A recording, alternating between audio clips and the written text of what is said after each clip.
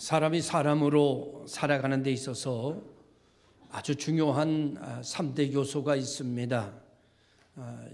영양도 3대 요소가 있고, 그리고 학교에서 배우는 3대 요소는 의식주라고 가르침을 받았습니다. 그런데 성경에서는 사람이 살아가는데 아주 꼭 필요한 3가지가 있는데, 그 중에 하나가 믿음이 있어야 된다 그럽니다. 사람은 믿음이 없으면 살 수가 없습니다. 믿음이 있어야 됩니다. 2번째로는 꿈이 있어야 됩니다. 사람은 꿈이 없으면 살기가 힘듭니다. 그래서 소망이 있어야 된다. 3번째로는 사람은 사랑하며 살아야 됩니다. 미워하고 원망하고 살면 안 되고 사랑하면서 살아야 사람은 살 수 있습니다. 이 3가지 중에 하나만 깨지거나 하나만 흔들려 버려도 사람들의 삶은 뒤죽박죽 돼버리고 맙니다. 이 한 가지만 깨지거나 한 가지만 흔들려도 사람들은 자기도 모르는 사이에 죽고 싶다, 살고 싶지 않다, 이런 고백을, 이런 한숨을 내쉬며 살게 됩니다. 이 3가지가 균형을 이루며 살아갈 때 사람들은 살만 나는 인생이 되고 인간답게 살게 되고 사람의 삶의 가치를 극대화시키면서 하나님을 찬양하는 사람들이 되게 되고, 인간이 인간답게 살아갈 수 있는 요소가 믿음이 깨지지 않을 때고, 꿈이 깨지지 않을 때고, 그리고 사랑이 금가지 않을 때입니다. 그래서 고린도전서 13장 13절에 말하기를 이 3가지는 사람에게 항상 있어야 하는 것인데 그 중에 제일은 사랑이라고 말씀해 주고 있습니다. 하나님께서 우리가 원수 되었을 때에 말씀이 육신이 되어 우리 가운데 오셨지요. 그리고 공생애를 통해서 예수가 메시아임을, 그리스도임을 우리들에게 여러 가지 기적과 이적과 표적을 통해서 나타내셨습니다. 그리고 우리들의 죄값을 지불하시기 위하여 십자가에 달리셔서 물과 피를 쏟아주심으로 죄의 싹슨 사망의 결과를 완성시키셨고, 그리고 무덤에 장사되셨습니다. 무덤에 장사될 때쯤 모든 이들은 주님을 버렸고 이제 주님과의 관계는 끝났다고 생각했습니다. 그렇지만 주님께서는 3일 만에 사망의 권세, 무덤의 권세를 깨뜨리시고 부활하셨죠. 그리고 제자들에게 찾아가서 제자들을 만나셨습니다. 제자들을 만났을 때 제자들의 모습은 벌벌 떨고 있는 모습이고 두려워하는 모습이었습니다. 주님께서 그들에게 찾아가셔서 제일 먼저 하셔야 될 말씀이 있었습니다. 그것은 떨고 있는 제자들이었기에 너에게 평강이 있을지어다 였습니다. 아마 그들이 배고픈 사람들이었으면 주님께서는 가시자마자 돌을 떡을 만들어서라도 그들에게 먹여주셨을 것입니다. 그런데 그들은 불안해하고 초조해하고 두려워하고 있었기에 주님께서는 그들에게 숨을 내쉬는 듯 하시면서 너희에게 평강이 있을지어다, 그들의 안정감을 회복시켜 주시는 말씀을 선포하셨습니다. 주님께서 그들을 찾아갔을 때 그들은 너무너무 기뻤을 것입니다. 주님께서 말씀하신 대로 죽은 지 사흘 만에 꿈도 꾸지 못하던 이 예수님이 다시 살아난 것입니다. 그것도 보통이 아니라 문이 닫혀져 있는데 문을 열지도 않고 그냥 들어오시는 예수, 시간과 공간을 초월하시는 예수의 모습을 만나게 된 것입니다. 얼마나 기뻤을까요? 얼마나 감사했을까요? 몸둘 바를 몰랐겠지요. 그런데 그들은 조금 시간이 지남에 따라 자기들의 행한 일이 있기에 그들은 부끄럽기 시작했을 것입니다. 주님을 다시 만난다는 것이 죄송스러웠을 것입니다.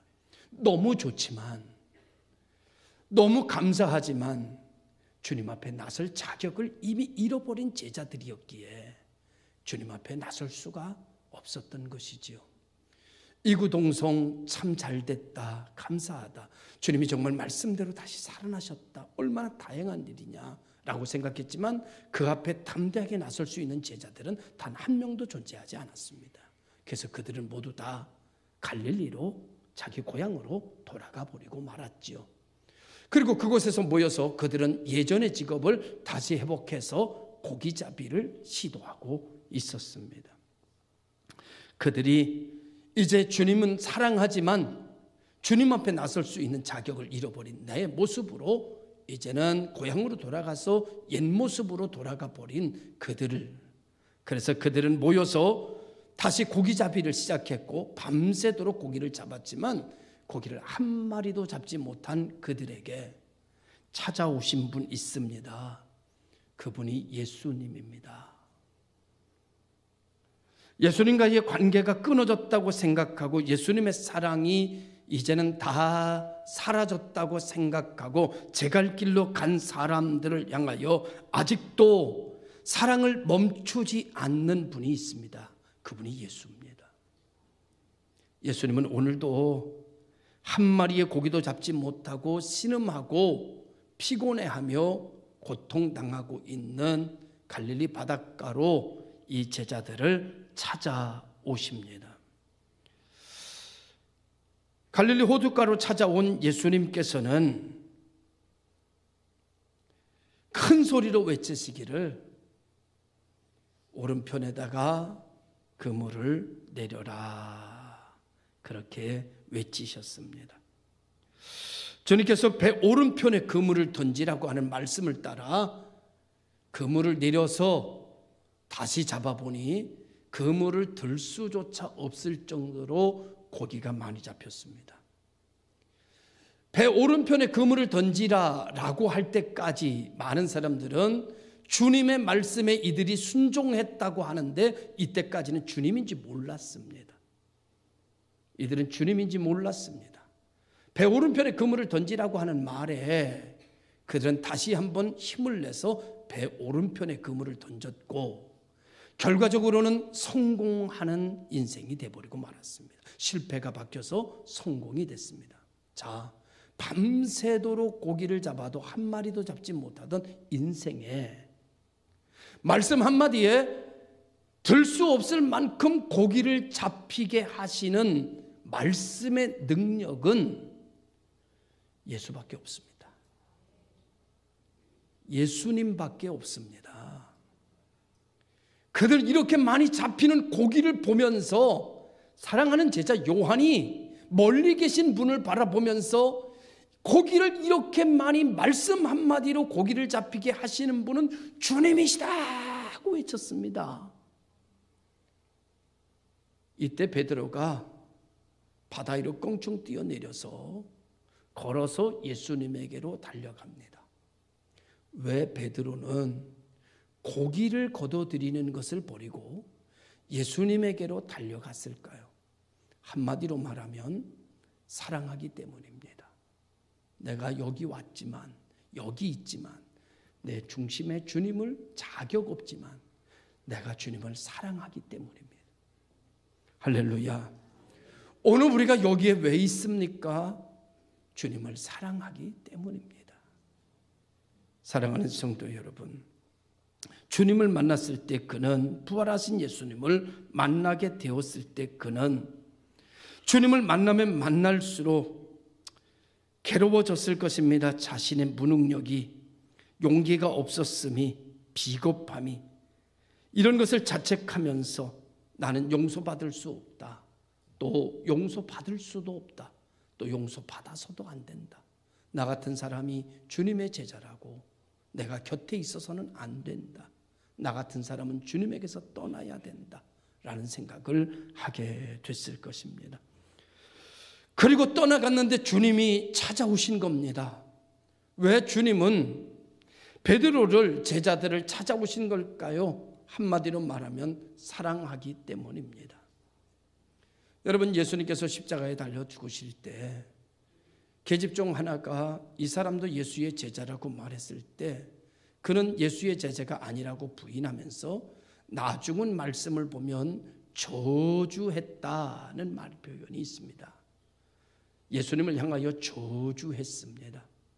베드로는 이렇게 생각했겠죠. 이제 예수님 죽으면 끝이다. 예수님은 이제 끝났다. 더 이상 예수 볼 일이 없다. 나라도 살아야 되지 않겠는가? 그렇게 생각했겠죠. 이제 모든 것이 끝났으니 나라도 살자. 그래서 예수님을 저주하고 부인했습니다. 그때 여러분 구전에 전해 내려오는 말에 의하면 마지막으로 예수님을 저주할 때 예수님의 고개가 저주하고 있는 베드로를 향하여 눈이 마주쳤다는 겁니다. 베드로가 그 자리에 도저히 견딜 수가 없어서 동굴 밖으로 뛰어나가 통곡하며 회개했다는 이야기가 있습니다. 사랑하는 성도 여러분, 베드로가 3번씩이나 부인하고 부활하신 예수님을 만났을 때 그는 몸둘 바를 몰랐을 것입니다. 나설 수도 없었을 것입니다. 그리고 도망갔습니다. 피해 시골로 내려왔습니다. 다 내려놨습니다. 출세하고 싶은 마음도, 수제자의 마음도, 오른편에 앉고 싶은 마음도 다 내려놨습니다. 그리고 갈릴리로 내려온 그 제자를 주님은 또 찾아오고 있습니다. 생각했겠지요. 이젠 다 끝났다. 베드로는 끝났습니다. 그런데 주님이 아직 안 끝났습니다. 베드로가 주님을 향한 사랑은 찌그러졌습니다. 그런데 주님이 베드로를 향한 사랑은 아직도 찌그러지지 않았습니다. 그래서 주님은 오늘 베드로를 찾아오시는 겁니다. 우리는 이 세상의 삶을 살면서 얼마나 많은 허물과 죄를 범하는지 모릅니다. 얼마나 넘어졌다 일어나는지 모릅니다. 우리가 주님을 향한 사랑이 얼마나 굴절되는지 모릅니다. 얼마나 찌그러질 때가 많은지 모릅니다. 그런데 오늘 내가 나된 것은 아직도 주님의 사랑이 굴절되지 않았기 때문입니다. 아직도 주님이 나를 향한 사랑이 찌그러지지 않고 있기 때문입니다. 아직도 주님이 나를 향한 사랑이 변질되지 않았기 때문입니다. 그대로입니다. 그대로.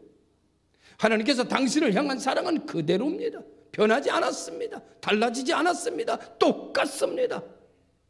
그래서 주님은 오늘 이 시간 제자들을 찾아오시는 겁니다. 사랑하기 때문에 너희가 나를 3번이나 부인하고 내가 죽을 때 너희들 다 나를 떠났지만 사람 같으면 그럴 수 있느냐? 여러분 생각해 보세요. 여러분 마음이 넉넉하고 살만할 때는요, 누가 좀 나한테 좀 아프게 해도요, 그거 별로 그렇게 기억이 안 나요. 근데 자기가 정말 힘들게 살 때 자기에게 못되게 한 사람, 그 사람은요 평생 잊어지지 않아요. 가슴에 한이 되어서 남아있어요. 자기가 정말 힘들 때, 자기 정말 고통스럽을 때 자기한테 악하게 한 사람 잊혀지지가 않아요. 자기가 십자가에 달려서 물과 피를 쏟고 있을 때 자기를 제자라는 놈이, 자기를 저주하고 제자라는 놈들이 다 도망가 버린 그때 어떻게 그것이 잊어지겠어요? 이것이 사람의 마음이에요. 그런데 너무나 감사한 것은 주님의 마음은 내 마음 같지 않으셨다는 거죠. 부인하고 있는 제자를 보면서 안타까워하셨다는 거죠. 그가 능력 없음을 아주 안타깝게 여기셨다는 거죠. 저럴 수밖에 없는 저의 모습이 불쌍했다는 거죠. 부활하신 예수님은 그 불쌍한 제자들, 능력 없는 제자들, 부인할 수밖에 없는 그런 제자들을 제일 먼저 찾아갈 수밖에 없었던 거죠. 그리고 그들을 능력 있게 만들어주고 싶었던 거죠. 힘있게 만들어주고 싶었던 거죠. 그들을 갖다가 죄책감을, 그들의 허물을 드러내려고 찾아가신 것이 아니라 이제는 더 이상 부인하지 않아도 살 수 있을 능력을 채워주기 위해 간 거죠. 그래서 베드로는, 여러분, 예수님을 부인하고 배신했던 그 2글자를 빼고 나중에 그 2글자 안에 뭐가 담기는지 아십니까? 순교의 2글자로 바꿉니다. 위대한 일이죠. 사랑은 죽음보다 강하고 용서는 죽음보다 강하고. 할렐루야. 오늘 여러분, 오늘 이 제자들의 모습 속에서 우리는 평생 주님의 사람으로 만들어져 가는 모습을 만날 수 있는 성도들이 될 수 있기를 주님의 이름으로 축원합니다. 예수님께서 베드로가 물 위에 뛰어내려 오시는 모습을 보고 주님께서는 조반상을 준비하셨습니다. 생각해 보면 야단 맞아야 할 친구임에도 불구하고 예수님은 그들을 안타깝게 여겨서 그들을 숯불을 피워서 거기다가 고기를 굽고 그들에게 조반상을 만들어서 나중에 제자들이 다 왔을 때 함께 조반을 잡수는 분입니다. 우리는 하나님을 이렇게 알았어요. 열심히 기도하고 힘들면 열심히 기도해라. 기도하면 은혜 받는다. 내가 뭘 해야 은혜 받는 줄 알았어요. 그런데 여러분, 있어야 할 자리 제자리를 떠나고 있어야 할 자리에 있지 않는 제자들을 찾아가신 주님은 그들을 위하여 먹을 것을 예비하시는 주님이에요. 우리가 원수 되었을 때에 십자가를 치시는 주님이에요. 할렐루야.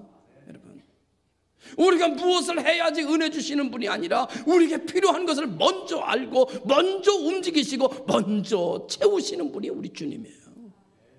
할렐루야. 믿으시길 바랍니다. 우리가 기도해야지 회복되는 게 아니에요. 먼저 우리가 필요한 것을 하나님이 부어주셔서 기도할 수 있게 만들어주시는 거예요. 이것이 하나님의 은혜라는 말입니다. 여러분, 엘리야라고 하는 능력 있는 선지자가 여러분 이세벨의 말 한마디에 광야로 가지 않습니까? 그리고 거기서 자기가 할 수 있는 절망을 노래하지 않습니까? 이제는 살 만큼 살았고 이제 할 만큼 했으니 나를 죽여달라고 말하지 않습니까? 여러분 거기 가서 그리고 잠들었습니다. 그런데 주님께서 여러분 그가 기도했기 때문에 온 것이 아니라 그의 연약함을 보고 오셔서 어루만지기를 시작합니다.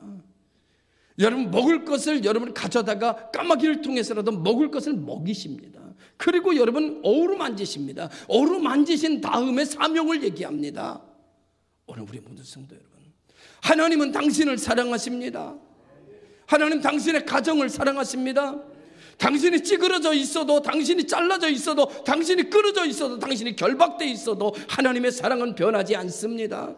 계속해서 하나님은 여러분을 사랑하시는 거예요. 이 세상이 끝날 때까지 하나님의 사랑은 우리를 향하여 멈춤이 없습니다. 주님께서 식사를 마치신 후에 시몬에게 이렇게 물었습니다. 요한의 아들 시몬아, 내가 이 사람들보다 나를 더 사랑하느냐? 두 번째, 요한의 아들 시몬아, 내가 나를 사랑하느냐? 세 번째, 요한의 아들 시몬아, 내가 나를 사랑하느냐? 시몬의 마음이 어땠을까요? 이 질문을 받고 시몬의 대답을 이야기하기 전에 여기 서 있는 목사의 마음을 여러분에게 말씀을 드릴게요. 사랑하는데 사랑한다고 말할 자격이 없는 겁니다. 정말 지독하게 사랑하는데, 정말 예수님이 좋은데 너무나 큰 죄를 범해서 예수님에게 사랑한다는 말을 할 수가 없는 거예요. 예수님이 그 마음을 아시는 겁니다. 예수님이 이 말씀에 요한의 아들 시몬아 네가 나를 사랑하느냐라고 하는 말에는 숨겨진 말이 있습니다. 그 말이 무슨 말인가 하면 나는 너를 사랑하는데 너는 나를 사랑하느냐라는 말입니다.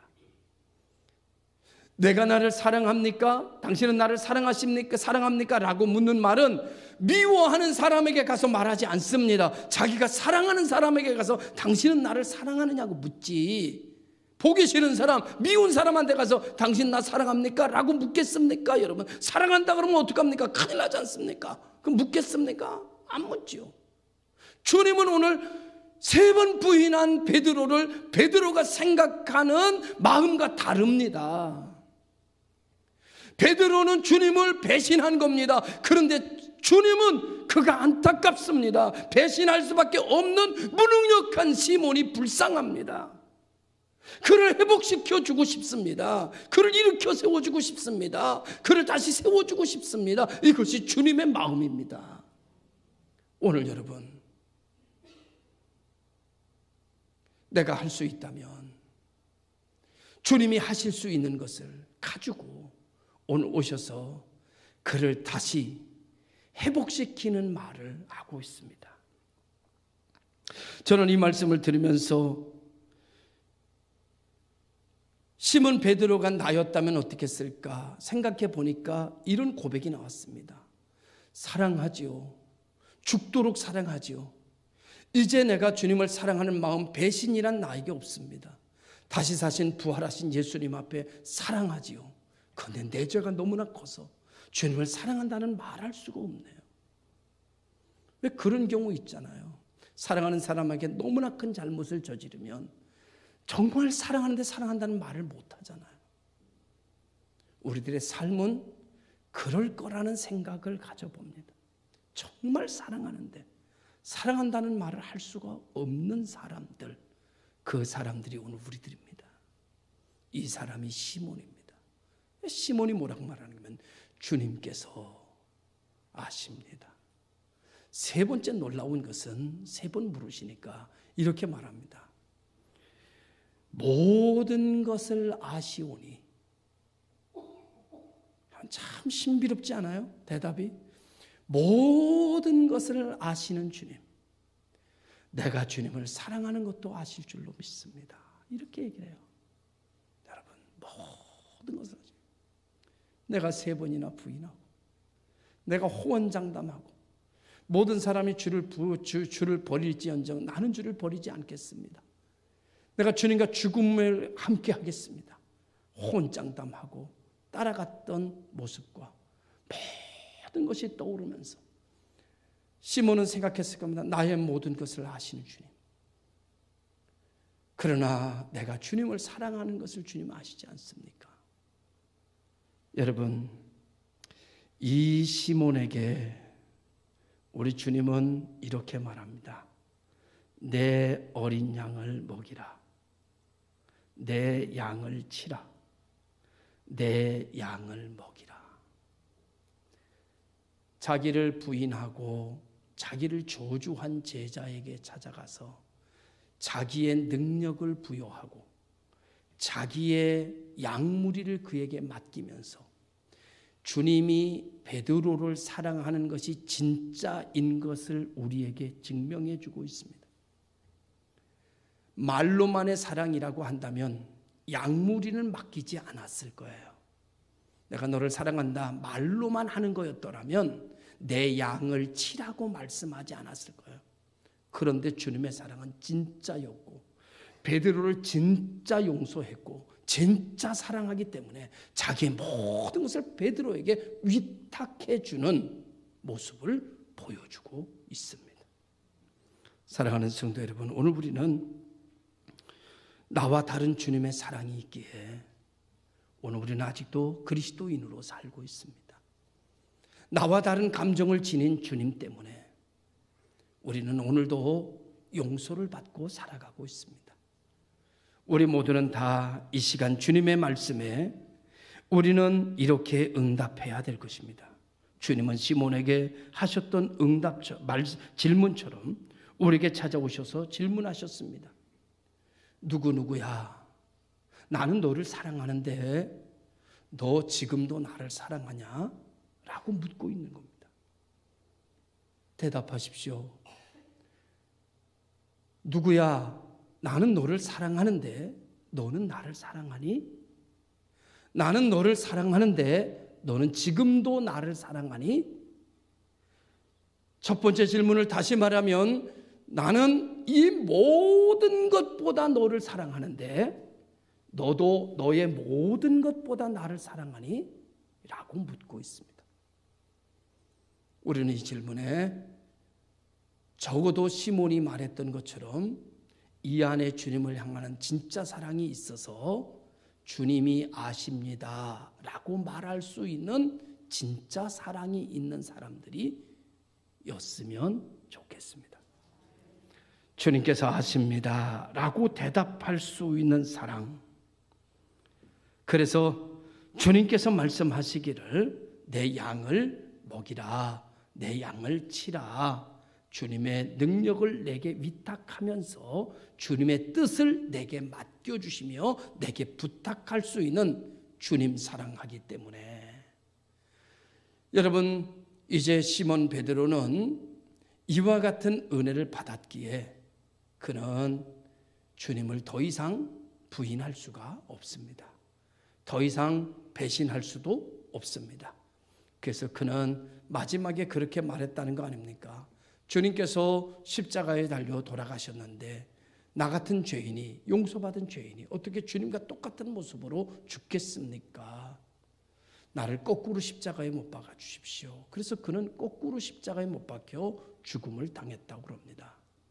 그가 그렇게 죽음을 당할 수밖에 없었던 일들은, 그가 로마가 불타오르고 있고 네로가 이 모든 책임을 그리스도인들에게로 책임을 전가하여 대핍박이 오게 되었을 때, 로마에서 전도하던 시몬 베드로는 그 핍박을 피해서 로마를 떠나가고 있을 때쯤, 떠나가다 힘들어 잠시 앉아 있는데 저 멀리서 낯이 익은 분이 걸어서 로마로 들어가고 있는 겁니다. 가까이 오는데 보니까 그분이 예수님이에요. 그래서 깜짝 놀라서 베드로가 벌떡 일어나면서 얘기합니다. 주님, 어디로 가십니까? 이렇게 물어보니까 내가 버리고 떠나는 로마를 향하여 다시 십자가를 지러 간다.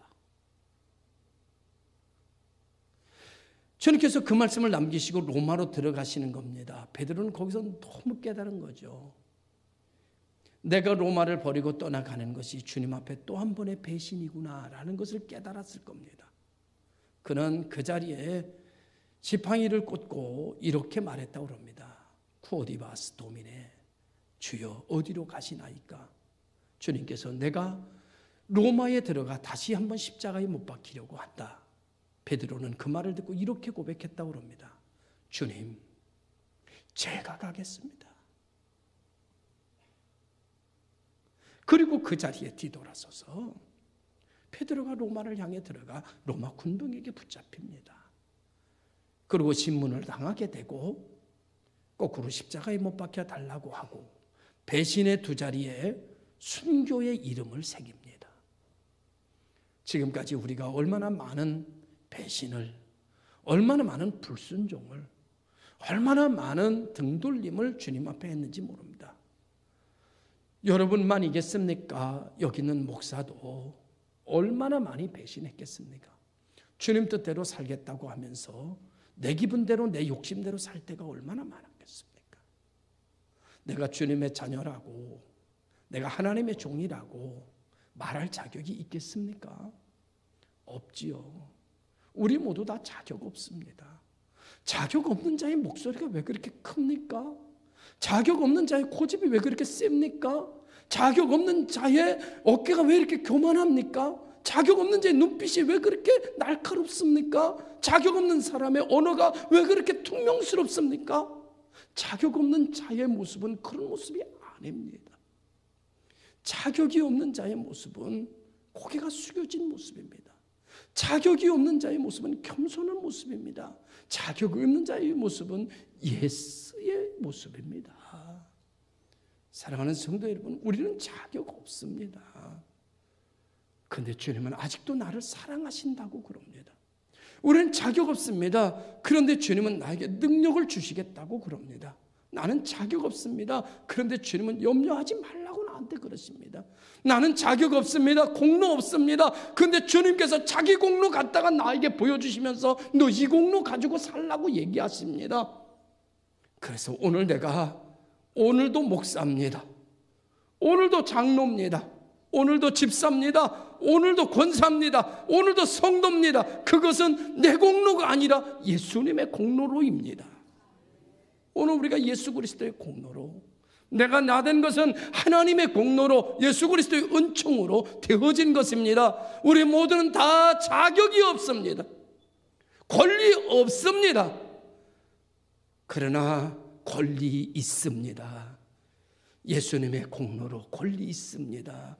예수님의 공로로 자격 있습니다. 예수님의 공로로 기도할 수 있습니다. 예수님의 공로로 은혜 받을 수 있습니다. 예수님의 공로로 능력 받을 수 있습니다. 예수님의 공로로 걸어갈 수 있습니다. 이제 여러분 예수님의 공로 위에 서시기를 바랍니다. 주님의 사랑은 지금도 ING 현재 진행형입니다. 변하지 않았습니다. 변한 것은 내가 변한 겁니다. 내 마음이 굳은 겁니다. 내 마음이 해진 겁니다. 내가 무너진 겁니다. 주님은 안 무너졌습니다. 주님은 계속됩니다. 주님의 사랑은 변함이 없습니다.